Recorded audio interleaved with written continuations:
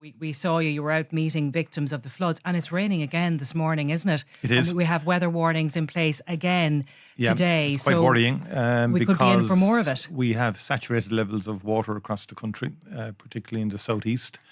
And now in the south then, because of high spring tides, that will complicate the situation there. So it is a particular worry, given and what was interesting yesterday is there's different manifestations of the flooding, different causes, different reasons. Ockram in particular was quite frightening in the sense that this literally was water flowing down from the mountains with nowhere else to go. It wasn't a particular river bursting its bank, taking roads with it. And damaging a lot of houses and businesses in the process. Yeah, I know what we have to get used to is that the changing climate and the change in weather patterns will bring different types of events. Like Stormy Owen 12 months ago, highest winds ever recorded. And huge to costs the flooding associated of this with that as well. But when I was reading John Sweeney, who's emeritus professor in Maynooth, about this yesterday, and he made reference to the fact that at the beginning of this last week, James Brown was quite critical of Met Éireann, and said that they were guarding information. And he made the point, who built on the floodplains? Who hasn't been carrying out the mitigation that we are under law obliged to do? He's really pointing this in a different direction, and it's back at government. Well, again, he is and has been consistently, but I mean, there needs to be balance too in how you assess this. I mean, I think we need, in terms of interventions, we do need to constantly evaluate our systems and how we respond. And we have brought in a whole lot of regulations around floodplains and building on floodplains, and people shouldn't be building on floodplains.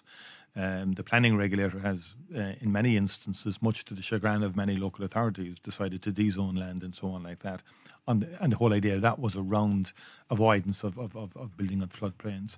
But the weather is changing as well, and it's having a very negative, significant impact. And in the context of this National Development Plan, I made it clear that we had to invest more in adaptation and mitigation efforts. And adaptation means, I think it means and I know some on the environmental side are opposed to the flood relief schemes in the way in the classic engineering side sense, and what would look for more nature-based responses. I think we need both.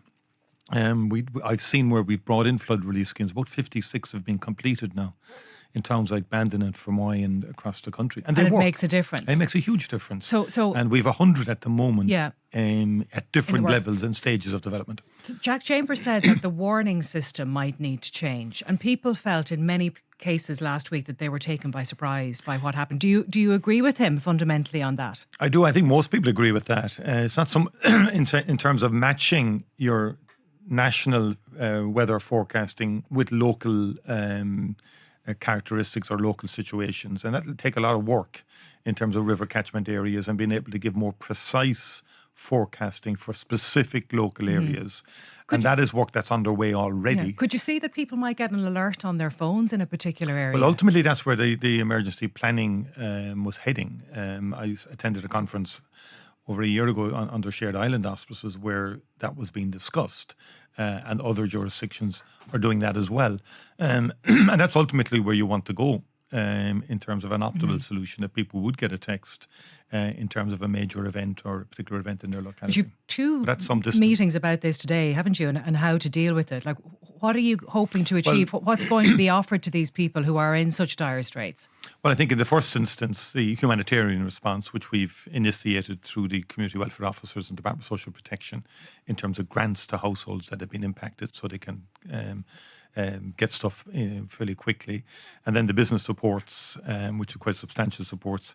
And again, when I went to a business in Enniscorthy yesterday, that guy has lost machinery that's well over 50,000. So we do have to have a level up to 100,000 for some businesses. But even that won't be enough. Like, it won't be enough, him. And particularly those who are not insured, to get them back up and running again.